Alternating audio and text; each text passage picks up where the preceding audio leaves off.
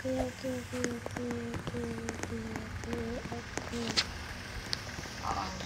sige. Balita na lang kita.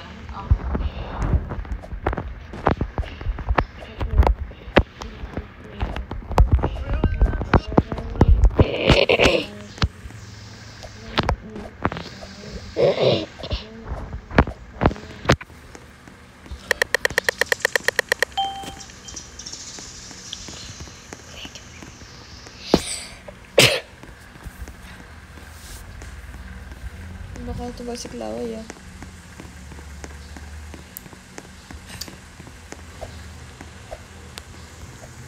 Ito ba sabi mo?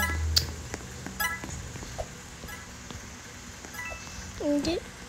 Sino yun? Sabi yun.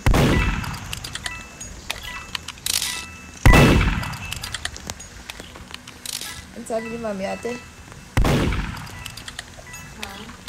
Sabi.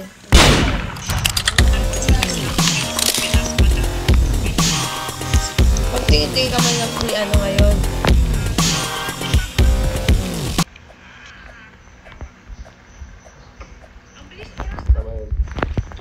Iba mo na ba yung ano ko?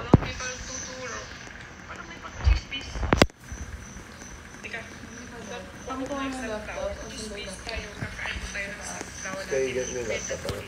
Hindi ko maintindihan bakit ngayon. Ang dami mo malabas sa comment ko, sa mga video ko, sa mga live ko. Ako yung pamatay ng lamang nasaan? Ako daw si Alex po. Madami din masama ng comment sa akin. Bawal daw Chinese dito, alis ka na dito, gano'n-gano'n. Hindi ko maintindihan. Wala naman ako masama ng gumawa dito. Eh, hindi ko rin alam kung totoo ba kung alis ko yung ginawa niya. Pero hindi ko parang face ng ano nangyari sa kanya. Hindi ko rin alam kung totoo ba yun.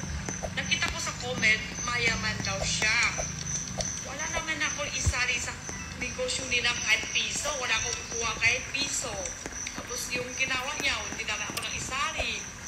Bakit mga galit sa akin kukwenta na? Hindi ako spy. Hindi ako spy. Hindi ako maintindihan si Alex po. Paano kapag kami iba yung apelido? Meron magkapag-ibang apelido siya ako chua. At saka sa totoo lang po, dito ako magnegosyo, dito din naman ako maggastos, dito ako maghanap buhay. Wala naman ako masama kumawa dito. Kasi no, ang mari, dapat siya lang. Nag-comment din, Chinese ka ba? Alis ka na, bawal Chinese dito. Makapal ka Chinese. Sa totoo lang guys, hindi naman po Chinese ng dito sa Pinas. Madami din po Pinoy na sa ibang bansa. Kung sinusumbat yung pera mo, Hanap pero yung buhay. mga pananakit mo sa mga aminado ka, alam mo sinasaktan mo sila. Nung naabutan mo sila, ano yung ito na binibidyo din po ako ng nanay ko po. Tapos nung nakita po ako nung si Major po, sinugod po niya ako, pinadi-block po siya ng mga polis po. Kasi gusto po talaga niyang lumapit na para akmang sasuntukin po niya ako kahapon. Sinasabihan po niya ako na yabang-yabang ko daw po, na wala naman daw po akong mapapala, wala daw po akong utang na loob, nagdala pa daw po ako ng mga polis po, ang mga taga-MSWD. Kahihiyan daw po sa mga. Ano po nagkita mo dito sa bunso ng kapatid? Ano yung naging reaksyon? Naiyak po kahapon. Lalo po nung sinabi po niya na gusto po niyang sumama. Sinabi ko po sa kanya, kung sasama ka sa akin, i-assure naman po ng tatay namin na magiging maganda po yung buhay namin. Saka ayaw na ayaw niya din po talaga sa stepdad po namin. Kahapon, ang inilapit mo sa amin ay yung dalawang kapatid. And ngayon, ang na-rescue lamang itong bunso mong kapatid. Yes po. So, bakit ba hindi sumama itong isa mo pang kapatid sa pag-rescue natin kahapon? Ma'am, ang sinabi lang po sa akin po, kailangan namin talaga daw po ng PDD. Kasi siya po yung parang may responsibility po doon. Siya po yung inaatasan po ni Mama doon. Sabi ko po, kung if ever you want to follow me, you just have to call me. I will come pick you up. Sabi ko naman po, hindi ko rin po sigurado ma'am kung blackmail po siya, hinaharas po siya, ganun. Bakas bisa kanya yung Yes, ma'am. Kaya po ng kapatid ko na nagsumbong po sa akin na sinusuntok po siya. Hindi ko pa siya sinuntok, sinama po sa akin, kasi naso sa kanya din. Sinabi ko lang po, hindi ko kami kasi I have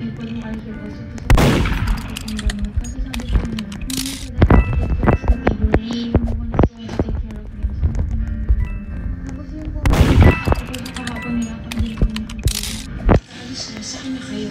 Dumiretso po kami dito sa bahay ng yung parang naging scenario po kahapon. Yung mayor po at saka yung chief of police, parang humiwalay po sila, nag-usap po sila na silang dalawa lang po. Tapos yung taga-MSW din po kasi ang sabi po niya, oo, kasi parang kapatid ko na din si Cecil, sabi po niyang ganun. So parang nararamdaman ko po na parang nilalaro lang po kami, ganun.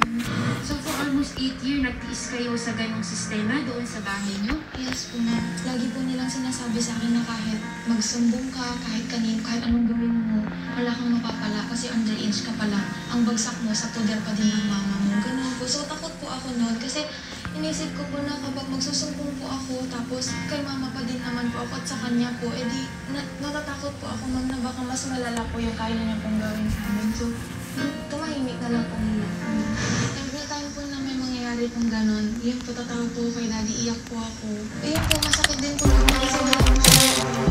Ang hinihingi po na po na kunin na po kami tapos tapos huwag na po kami pabalikin. Kasi sabi ko kailangan po niyang i-process po lahat. Tapos ayun po, hanggang sa nakaabot po kami sa inyo, ma'am. Ano yung pinakamalalang ginawa sa inyo ng stepdad niyo kung matatandaan niyo? Yun po siguro yung sinusuntok po sila dito. Parang pinapasikmura po ngayon. Kapag bad mood po talaga siya, ma'am, tapos kahit konting kamali lang po, doon po siya parang lumalala po. Naisip ko po na legal age naman na po ako and that I can do something for my brothers po. Yun po, lalaban po ako para sa kanila, ma'am. Nakuha na kayo ng affidavit. Yes po. So ano ba yung update doon ngayon? Na-receive na po niya yung subpoena, ma'am. Kaya po siya nag-iinit, ma'am. Kaya po niya nasabi na papatay na ako ngayon, iyak kayo ng dulo. Sabi po niya. Nasabi rin kasi na, kumbaga, umalis itong stepdad mo doon sa bahay, which is pagmamayari ng papa mo. Opo. Pero hindi sila napaalis doon. Hindi po, ma'am. Yun nga po, wala daw po kaming utang na loob. Hindi naman daw po pwedeng basta-basta na lang daw po namin silang paalisin, ganun. Tapos pinapapili pa po kami kung saan po namin gustong tumira.